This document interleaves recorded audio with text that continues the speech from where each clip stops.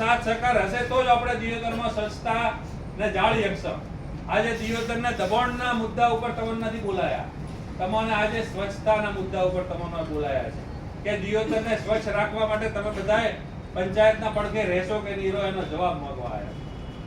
તમારા કંઈ જવાબ લેવો છે કે ના બના સાહેબ?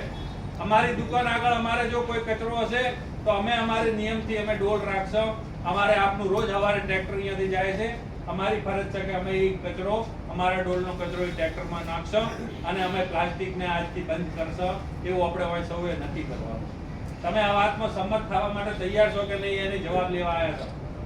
તમને જવાબ આપવાનો છે કે તમારે અમારા પંચાયતના પોલીસ પ્રશાસનના સાથ સહકારમાં ઊભું રહેવાનું છે કે નથી ઊભું કે ગોમને આવું ને આવું ગંધવેડામાં રાખવું?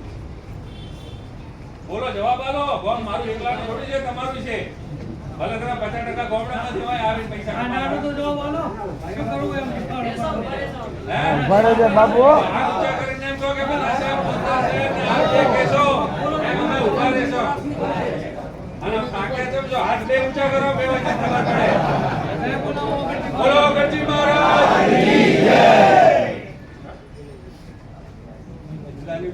આજે ફોજદાર સાહેબે દિયોદરના એક આગેવાન તરીકે ગણો, તમારા સાથી તરીકે ગણો કે આ ધોળી કલી બેઠી છે ઈ અને પત્રકાર મિત્રો 1 તારીખે છેલ્લો દિવસ છે પ્લાસ્ટિક વાપરવાનો દિયોદર માટે.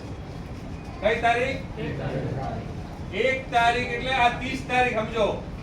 પહેલી તારીખથી દિયોદરમાં કોઈ બી લારી વાળો, કોઈ બી ગલ્લા વાળો, કોઈ બી દુકાન વાળો જો પ્લાસ્ટિક વેચતો દેખાશે તો તલાટી શ્રીએ ટીમ બનાવી છે અને ફોજદાર સાહેબે કીધું છે કે હમણાં મારા કઈ સ્ટાફ ખૂબ બધો છે, અંબાજીના મેળો પતી ગયો છે, એટલા બધા હોમગાર્ડના છોકરા નવરા છે, કેટલા બધા પોલીસના યુવાન સાથીઓ આપણા ગામના હિત માટે કોમે લાગશે કે તમારા ઘરે ઘરે તમારા દુકાને તમારો પહેરો કરશે પણ પ્લાસ્ટિક નહીં ચલાવે એ વાતની તમારા કોનમાં ઉતારવા તમારા ભેગા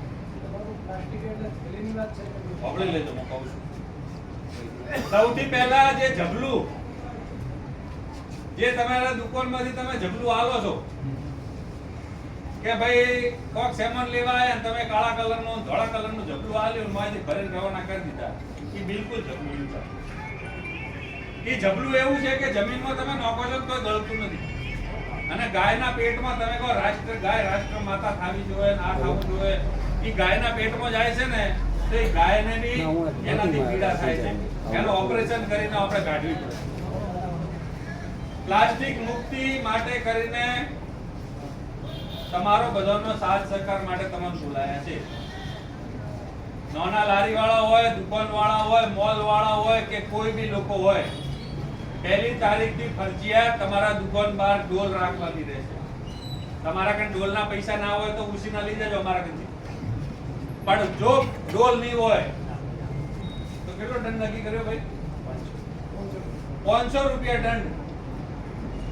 પહેલી તારીખ પછી જો તમારા દુકાન આગળ ડોલ નહીં હોય અને જો તમે એના અંદર કચરો નહીં નાખ્યો હોય અને તમે જો રાતે દુકાનના બારે કચરો નાખ્યો તો પહેલી તારીખ પછી 500 રૂપિયાનો દંડ ફટકારવામાં આવશે. આ વાતના કોણ ખુલ્લા